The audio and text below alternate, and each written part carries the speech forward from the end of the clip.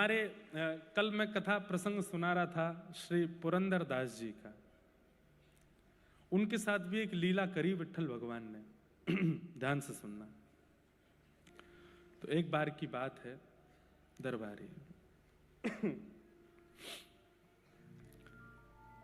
पुरंदर दास जी, कल हमने कथा सुनी थी उनके प्रसंग में कि वो महाकंजूस थे, फिर विट्ठल भगवान ने एक लीला करके उनको भक्त बना लिया। जिन्होंने कल नहीं आए थे वो कल की कथा सुन लेना, तो पुरंदर दास जी का चरित्र आ जाएगा स्मरण में। तो जब वो भक्त बन गए, अब तो ऐसा होने लगा कि जैसे ही भक्ति प्रारंभ होती है ना बंधु, एक बात बहुत ध्यान से सुनिएगा, जब भक्ति प्रारंभ होती है तो कुछ समय तक अनुभूतियां बहुत होती हैं।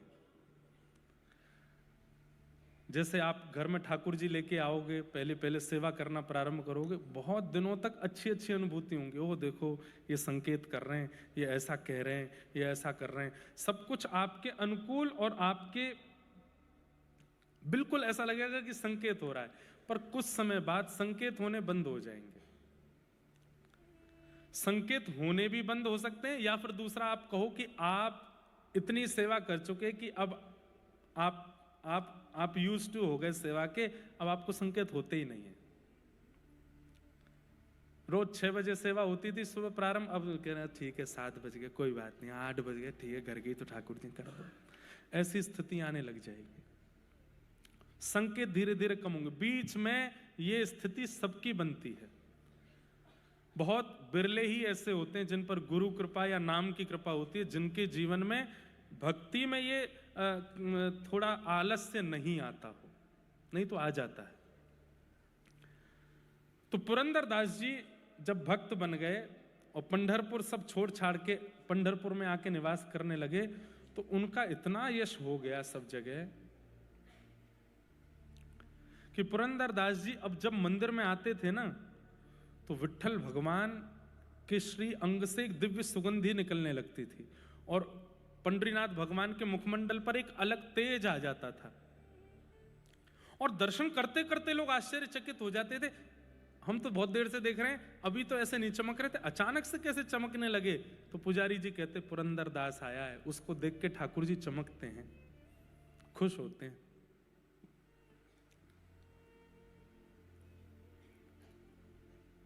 अब तो ऐसी स्थिति हो गई, लोग बाहर दर्शन करते थे पंडरीनाथ भगवान का, और जैसी सुगंधी आती थी सबको पता चल जाता था पुरंदर दास आया होगा, और पीछे मुड़ के देखते तो पुरंदर दास जी आए हुए होते थे। अब इससे हुआ क्या कि उनकी प्रसिद्धि इतनी हो गई पूरे पंढरपुर में कि अब पुरंदर दास जी जब अपने घर से निकलते थे तो रोडों को लोग फूलों से सजा देते थे, उनके चरण छूते थे, ऊपर से पुष्प वर्षा करते थे, माला पहनाते थे, उनको वंदन करते थे। लोग बाग घुटनों पर बैठ के रोते थे पुरंदर दास जी को देख करके कि आप इतने बड़े भक्त हैं, आप हम पे कृपा करो। भक्ति में प्रसिद्धि मिले आपके हाथ में नहीं है, पर प्रसिद्धि को स्वीकार करना अस्वीकार करना ये आपके हाथ में है।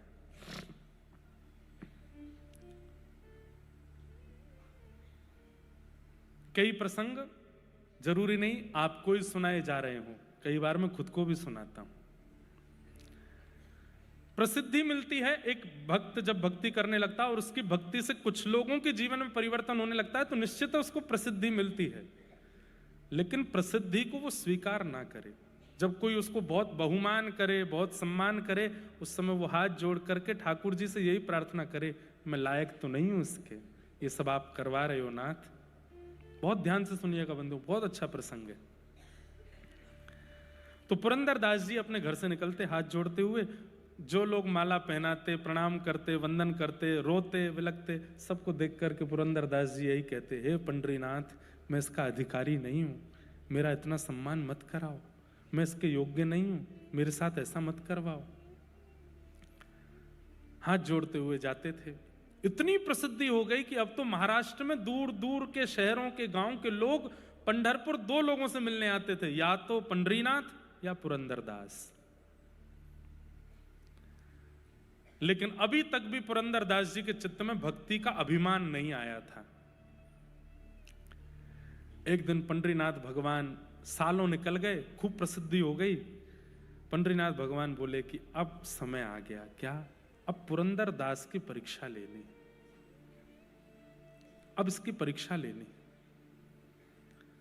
तो कैसे परीक्षा लेंगे? तो मैंने कहा ना, इनसे बढ़िया स्क्रिप्ट राइटर नहीं है कोई। ये ऐसा चक्र घुमाते हैं भैया, आप सोचते रह जाओगे ये क्या हो गया। तो एक वैश्या, एक नगर वैश्या, वो नृत्य करती थी, और जहां वो नृत्य करती थी वहां पर व्यसनी लोग जाते थे उसका नृत्य देखने के लिए।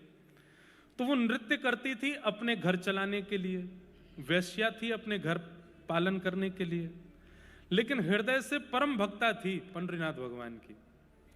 रोज पंढरपुर पंडरीनाथ भगवान का दर्शन करने जाती, सौल से अपने आप को छुपा के, क्योंकि उसका नाम तो गलत रूप में लेते थे ना नगर के लोग, तो इसलिए अपने आप को छुपा करके जाती, मुंह ढक करके जाती और पंडरीनाथ भगवान को प्रणाम करती, और प्रणाम करके कहती, मेरे पास कुछ और तो है नहीं देने के लिए, एक नृत्य ही मुझे आता है, और यहां मुझे कोई नाचने देगा नहीं। हे नाथ, मेरी भक्ति केवल इतनी है कि मैं रोज सज करके तैयार होकर के नृत्य इसलिए करती हूं कि किसी दिन उन व्यसनियों की भीड़ में आप आओगे मेरा नृत्य देखने, और मैं नाचूंगी, आप देखोगे। और रोज पूछती, कब आओगे आप, कब आओगे आप, कब आओगे आप। दर्श बिन दुखन लागे नैन, दरस बिन दुखन लागे,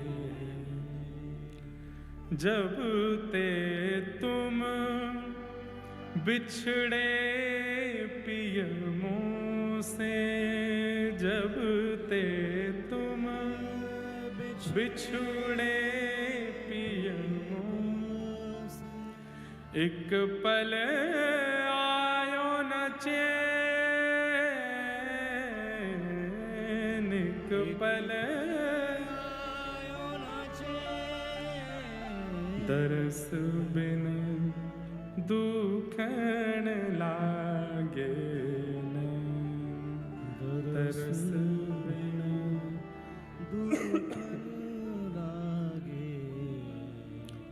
अब स्थिति ये हो गई कि वो वैश्या रोज जाती है और ठाकुर जी के आगे जाके अब डांटती है, मेरे पास क्यों आओगे, वैश्या हूं ना।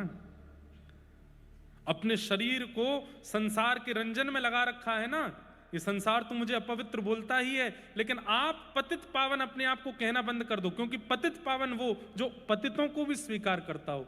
मैं पतित हूं इस पंढरपुर में, आपने अभी तक मुझे स्वीकार नहीं किया, आप पतित पावन कैसे हो गए? सबके यहां आप गए हो, सबके ऊपर आपने कृपा की है, मुझ पर कृपा क्यों नहीं? केवल इतना ही तो मांगती हूं कि किसी दिन मेरे नृत्य में आप आ जाओ। जब वो रोने लगी, ठाकुर जी को डांटने लगी और इस प्रकार से विलाप करने लगी, ठाकुर जी बोले, अब ये इसके नृत्य में हम जाएंगे। तो कैसे जाएंगे? तो ठाकुर जी बोले, एक पंथ दो काज, पुरंदर दास की परीक्षा भी हो जाए और इसके नृत्य में हमारा जाना भी हो जाए। कैसे करें? जय हो डायरेक्टर साहब, सही में अद्भुत है ये। क्या किया पता है? पुरंदर दास का रूप धारण करके नृत्य में चले गए। वैश्या नाच रही है और लोग बाग पी रहे हैं, खा रहे हैं, उस पर पैसे उड़ा रहे हैं, धुआं उड़ा रहे हैं और गंदी गंदी बातें कर रहे हैं। बिल्कुल बिल्कुल मतलब कोई धार्मिक व्यक्ति भी वहां प्रवेश ना करे, तिलक वाला भी प्रवेश ना करे, पुरंदर दास तो बहुत बड़ी बात है। ऐसी सभा थी और वहां पर वो वैश्या नाच रही थी और इतने में ही पुरंदर दास वहां आए। तो जो लोग आड़े टेढ़े लेटे थे, पहले तो पुरंदर दास को देखे, आज ज्यादा चढ़ गई है हमको, हैं? ये कहां से आ गए यहाँ पे? पुरंदर दास को देख करके अपनी आंखें मीड़े, फिर खोल के देखे, है तो वही। पुरंदर दास जी वहां पहुंचे और जाकर के जो बैठे थे उनसे, लाओ भाई मसनद हमारे लिए भी लगाओ, आज हम भी देखें क्या नृत्य है। लेकिन वो वैश्या, उसके तो हाथ पांव कांपने लगे। बोले कि हरि नहीं आए, लेकिन हरिजन आ गए हैं। और हरिजन आए हैं बंधुओं, हरि अगर प्रसन्न होंगे तो वैकुंठ प्रदान करेंगे, लेकिन हरिजन यदि प्रसन्न होंगे तो हरि को प्रदान कर देंगे। हरि प्रसन्न हो ये बाद की इच्छा होनी चाहिए, हरिजन प्रसन्न हो ये पहली इच्छा होनी चाहिए। हरिजन प्रसन्न, आपने हरिजनों को ही उठा रखा है, हरि रिझेंगे आपसे? हरिजनों को ही पीड़ा दे रखी है, हरिजनों को ही कष्ट दे रखा है, हरिजनों को रुलाया है, हरि कैसे मिलेंगे आपसे? वो तो इतनी प्रसन्न हो गई, हे पंडरीनाथ अब आप भले ही मत आना, मुझे तो मिल गया, मेरे हरिजन आ गए सामने, अब तो वो ऐसा नृत्य करे, ऐसा नृत्य करे। लेकिन वहां जो बैठे व्यसनी लोग थे उनको नृत्य दिखाई नहीं दे, वो तो पुरंदरदास को देखें और आपस में चर्चा करें, हमारी पत्नी इनका प्रवचन सुनती है, अभी रुक उसको पकड़ के लाता हूं, दिखाऊं तो सही उसके गुरु का रूप। दौड़ा दौड़ा गया, कोई अपनी पत्नी को बुलाने गया, कोई अपने मित्रों को बुलाने गया, कोई अपने जो प्रवचन सुनते थे, जो उनको प्रणाम करते, सबको खींच के ला, देखो तुम्हारा पुरंदरदास क्या कर रहा है। और सब लोग आकर के अपने मुंह पे हाथ, हाय राम हाय, ये पुरंदरदास वैश्या, छी छी, राम राम राम राम राम। हमसे कहा मोह माया से दूर रहो, खुद आ गए यहां पर। हमसे कहा ऐसे मत करो, और खुद बैठे यहां पर वैश्या का नृत्य देख रहे हैं। और महाराज हद तो तब हो गई जब वैश्या ने नृत्य करके नित्य विराम किया, तो पुरंदरदास जी वाह वाह वाह वाह, क्या दूं क्या दूं क्या दूं, इतना अद्भुत नृत्य। तो अपने हाथ के सोने का कड़ूला उतार करके वैश्या को दे दिया। बहुत अच्छा नाचती हो, क्या, मैं तो आनंदित हो गया। अब तो महाराज काना फूसी होते होते सुबह हुई नहीं, रात में पूरे पंढरपुर को पता चल गया कि ऐसा हुआ है। सोचो उस समय तो सोशल मीडिया भी नहीं था, तब तो कानों कानों से बात पहुंच गई। कभी कभी मुझे लगता है भक्ति का प्रसंग आग की तरह नहीं फैलता। भक्ति का प्रसंग कैसे फैलता है? शहद की तरह, शहद को फैला दो, उसको यहां से वहां पहुंचने में, शहद भी लिक्विड फॉर्म है, बहुत धीरे धीरे जाएगा। ये भक्ति का स्वरूप है। और संसारी विषय कैसे फैलेगा? जैसे कोई पेट्रोल में आग लगा दो, एक संग सब धराशायी। आपको प्रचार के लिए पैसा वेस्ट करने की आवश्यकता नहीं है। इस संसार का विषय ही ऐसा है कि एक क्षण में लोग बाग उसको एक दूसरे को ले ले ले, देख देख देख, ये क्या हुआ क्या हुआ क्या हुआ। उस समय पे ये हो सकता था, तो आज कौन सी बड़ी बात है। पुरंदरदास जी का इतना अपयश हो गया। अब पुरंदरदास जी प्रेम से सो रहे थे, तो पंडरीनाथ भगवान थे, पुरंदरदास थोड़े ही थे। ठाकुर जी बढ़िया मटकते हुए जा रहे हैं, सब जो लोग बाग खड़े थे मुंह पे हाथ धर के, क्या नाचती है ये। एक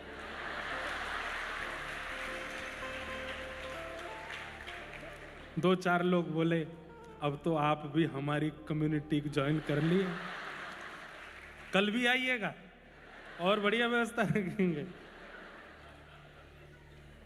इसलिए हम कहते हैं बहुत बढ़िया डायरेक्टर हैं ये। लेकिन ठाकुर जी तो अंतर ध्यान होके मंदिर पहुंच गए। मंदिर में जाकर के आप खड़े हो गए, रुक्मणी जी क्रोध में खड़ी, क्या करके आए हो ये? पूरी लीला देखी मैंने आपकी, ये सब क्या करके, बेचारे पुरंदरदास का ऐसा अपयश आप क्यों करवाया है? देवी, ये मैं परीक्षा ले रहा हूं। पुरंदर अब भक्त हो गया है, उसका इतना सम्मान हो गया है, पूरा जगत उसको पूजने लगा है। ये परिस्थिति देख करके मैं देखना चाहता हूं वो मेरे प्रति अब कैसा भाव रखेगा, उसके मन में क्या आएगा। और तुम भी देखना, ये परीक्षा मुझे करनी है, और केवल पुरंदर की नहीं, मैं अपने सब भक्तों की ऐसी परीक्षा लेता हूं, मुझे करने दो। प्रातः काल आज का सूर्य उदय सुखद नहीं था। अब हंसना नहीं, गंभीरता से सुनना। पुरंदरदास जी नित्य के भांति सुबह ब्रह्म मुहूर्त में उठे, उन्हें तो कुछ पता ही नहीं था क्या हो गया पंढरपुर में। उठ करके तिलक स्वरूप आदि लगा करके तैयार हुए, तैयार होने के बाद में अपना नित्य नियम करके, उनको तो था कि गेट खुलते ही भीड़ खड़ी होती है, पुष्प के वो लगाए रखते हैं लोग। आज जैसे कोई नहीं था, दूर दूर तक सब अपने घरों में खड़े हैं और रो रहे हैं। किस लिए? कि हमारे साथ धोखा हुआ कि हमने इनकी कथा सुनते थे, इनका प्रवचन, इनके कीर्तन में जाते थे हम। लोग आकर के चरणों में गिरने लगे, हे पुरंदरदास जी, कह दीजिए कि रात्रि जो सुना वो असत्य है। बोले क्या सुना तुमने? क्या हुआ रात्रि को? अरे विट्ठल भगवान सब मंगलमय करते हैं, क्यों तुम चलो दर्शन करने चलते हैं। लेकिन अब बात ऐसी है कि लोगों में बात फैली है, लोगों में अपयश हुआ है, लेकिन अभी तक वो अपयश इस स्थिति में नहीं आया कि पुरंदरदास जी को देश निकाला की स्थिति हो जाए। तो वो कब हुआ? जब मंदिर के कपाट खुले। जैसे ही कपाट खुले, पांडुरंग भगवान खड़े थे, एक हाथ में कड़ूला था, दूसरे में था ही नहीं। और जब दूसरे में कड़ूला नहीं देखा तो पुजारियों ने हल्ला मचाया, बोले तुरंत पंढरपुर की सारी नाकाबंदी कर दो, बाहर कोई निकलने ना पाए, ठाकुर जी के आभूषण चोरी हुए हैं, ठाकुर जी का एक कड़ूला नहीं है, जांच करो, घर घर में जाकर के ढूंढो किसने करी है ये चोरी। जैसी कड़ूले की आवाज रात्रि में वहां बैठे व्यसनियों के कान में पड़ी कि ठाकुर जी का कड़ूला चोरी हो गया है, वो जो कभी मंदिर नहीं जाते थे आज पहुंच गए और जाकर के पुजारियों से बोले हमको पता है कड़ूला कहाँ है। बोले कहाँ है? बोले वो वैश्या नाचती है। बोले हाँ उसके पास है। उसके पास? उसने चोरी की? नहीं नहीं नहीं नहीं, चोरी करने वाला तो कोई और है, सुन के पैरों तले जमीन खिसक जाएगी। कौन है? पुरंदरदास। उसी ने आकर के चोरी करी और कल रात को नशे में मदमस्त होकर के, बिल्कुल अपने होश व हवास में नहीं था, वहां पर वैश्या का नृत्य देख करके उसके मन में जाने क्या बात आई और जेब से निकाल करके कड़ूला उसी को दे दिया। नहीं मिल जाए अगर वैश्या के पास तो हमारा नाम बदल देना। चलो, पुजारियों के पास और कोई रास्ता तो नहीं था। पुरंदरदास जी अभी निकले ही हैं, घर से आए तो थे नहीं। वैश्या के घर पहुंच गए। वैश्या के द्वार पर जब पुजारियों को देखा, वैश्या चरणों में गिर गई। बोले कल रात्रि में तुमको कोई सोने का कड़ूला मिला? नीची नजर है जी, प्रसाद रूप में श्री पुरंदरदास जी ने मुझको दिया। अब वहां कौन समझे कि इसमें सत्य क्या है असत्य क्या है। वैश्या अपने मुख से कह रही है कि मुझे पुरंदरदास जी ने दिया, और जैसे ही भीतर से वो कड़ूला ला करके दिया, पुजारियों के नेत्रों में आंसू आ गए और चेहरा तांब वर्ण का हो गया। बोले इतना पाखंड पुरंदरदास ऐसा कर सकता है?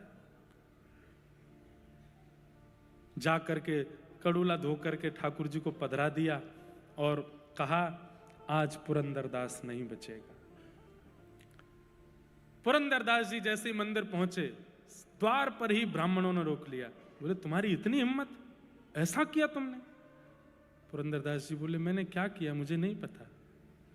बोले सुनो, अब ये अपनी सफाई देगा, अपनी अपनी बातें करेगा, उससे पहले ये कुछ कहे हमें सुनना ही नहीं है, बांध दो इसको एक खंबे से।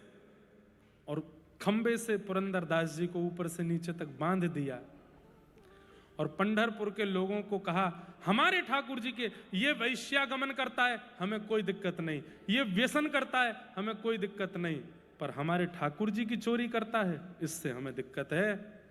हे पंढरपुर निवासियों, अब तो बदला तब पूरा होगा, एक एक करके आओ और आकर के पुरंदरदास पर प्रहार करो। खंबे से बंधे हैं पुरंदरदास, नहीं पता कि मैंने क्या किया। और एक एक करके लोग, सबसे लाइन में सबसे आगे वही खड़े थे जो वैश्यागमन करते थे। सबसे आगे आकर हमारी पत्नियों को कथा सुनाता है, हमारे बच्चों को भक्त बनाता है, खुद के काम देखे थे ना, खूब भला बुरा कह रहे हैं, मार रहे हैं उल्टा सीधा। पुरंदरदास जी के नेत्रों से आंसू गिर रहे हैं और भीतर पंडरीनाथ भगवान खड़े हैं। रुक्मणी जी रोष कर रही हैं, कैसे हो आप? यहां ये पुरंदरदास के साथ इतनी अनीति की जा रही है और आप यहां खड़े खड़े मुस्कुरा रहे हैं। पंडरीनाथ भगवान बोले अब वो देखना जो मैं तुम्हें दिखाना चाहता हूं। रुक्मणी जी ये बताइए कि पुरंदरदास के मन में क्या चल रहा होगा इस वक्त। उसे नहीं पता कि उसने कुछ गलत किया है, उसे नहीं पता कि क्या हुआ है, पूरा नगर उसके खिलाफ खड़ा है। पर ऐसी स्थिति में पुरंदरदास के मन में क्या चल रहा होगा, आप बताओ। रुक्मणी जी बोली, क्या चल रहा होगा? वो खुद से पूछ ही रहा होगा कि मैंने किया क्या, मेरा अपराध क्या है। पंडरीनाथ भगवान बोले, अब मेरी दृष्टि से देखो, मैं दिखाता हूं उसके मन में क्या चल रहा है। तो पुरंदरदास जी के चित्त में जब झांक करके देखा तो पुरंदरदास जी अपने चित्त में नाच रहे थे। क्यों? कह रहे थे, अरे पुरंदर, तुझे ठाकुर जी ने दंड दिया था कि तीर्थों में जा जा करके सब तीर्थ के देवताओं की स्तुति करना, और ऐसा शास्त्रों में लिखा है कि पुण्य क्षेत्रे कृतम अन्य क्षेत्रे कृतम पापम पुण्य क्षेत्रे विनश्यति, और पुण्य क्षेत्रे कृतम पापम वज्रलेपो भविष्यति। भैया, घर परिवार में किए गए पाप पुण्य क्षेत्र तीर्थ में जाकर के नष्ट हो जाते हैं, पर तीर्थ में किए गए पाप तो पत्थर की लकीर हो जाते हैं।